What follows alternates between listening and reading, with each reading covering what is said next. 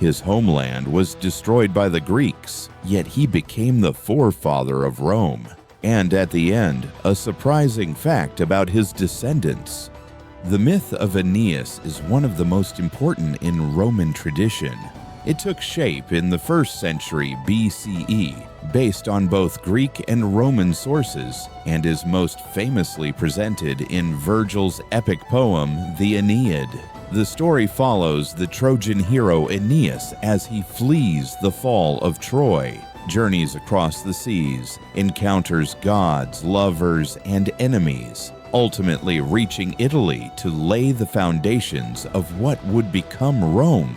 The fall of Troy, the beginning of a great journey. The story begins in tragedy. The Trojan War, one of antiquity's most famous conflicts, ends in deception. The Greeks bring a wooden horse into the city. That night, Troy is destroyed. Aeneas, son of Anchises and the goddess Venus, Aphrodite, receives a divine command, not to die, but to escape. With his elderly father on his shoulders, his son Aeneas, also known as Iulus, by his side, and carrying the household gods, the Penates, he flees the burning city. In this moment, a new mission is born, not vengeance, but rebirth. With a handful of Trojans, Aeneas sets off on his fateful journey. Trials at sea, goddesses, and ordeals. Aeneas's fate is not a simple voyage. He is subject to the will of the gods. Juno, who harbors a grudge against the Trojans for Paris's judgment, he did not choose her as the fairest, does everything in her power to thwart him. She sends a storm that drives Aeneas's fleet to the shores of Carthage. Carthage and Queen Dido, a love turned tragic. In Carthage, Aeneas finds shelter with Queen Dido. A powerful love blossoms between them. According to the sources, the goddesses Juno and Venus conspired to bring them together, hoping to alter fate. But Mercury, sent by Jupiter, reminds Aeneas of his destiny. Italy awaits. You cannot stay. Though torn, Aeneas leaves Dido. She curses him and takes her own life. This tragic scene is one of the most emotionally charged in the Aeneid, and later Romans used it to explain the deep enmity between Rome and Carthage. Descent into the Underworld, meeting the shade of his father. After more travels and battles, Aeneas arrives at Cumae, where the Sibyl guides him into the Underworld, a pivotal moment in the epic.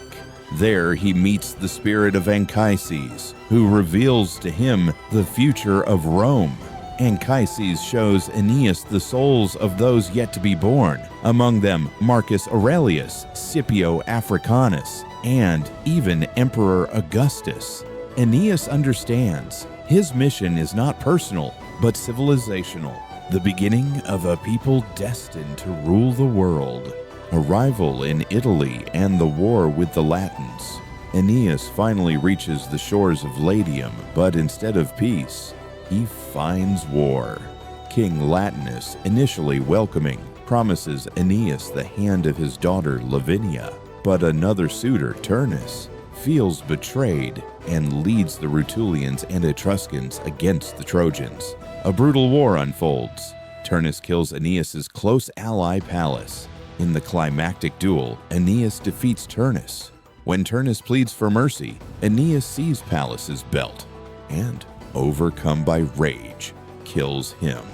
Thus ends Virgil's Aeneid, founding of Alba Longa, the lineage of Romulus and Remus. Though Virgil ends the poem with Turnus's death, ancient sources continue the tale.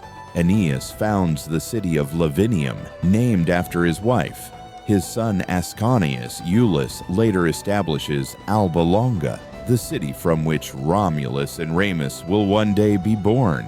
Thus, Aeneas is honored as the forefather of the Roman people. According to Livy and Dionysius of Halicarnassus, the Romans traced their lineage through Aeneas all the way to Jupiter himself. More than a myth, The birth of Roman identity. The myth of Aeneas is more than just an epic. It is Rome's attempt to explain its origins, to fuse Greek heroism with Latin soil. It laid the foundation for Roman identity, duty, sacrifice, and submission to divine will. That's why Aeneas appeared in temples, on coins, in frescoes, and was celebrated in state rituals. Even today, his name is found on arches, statues, and he continues to inspire art, literature, and nationalism.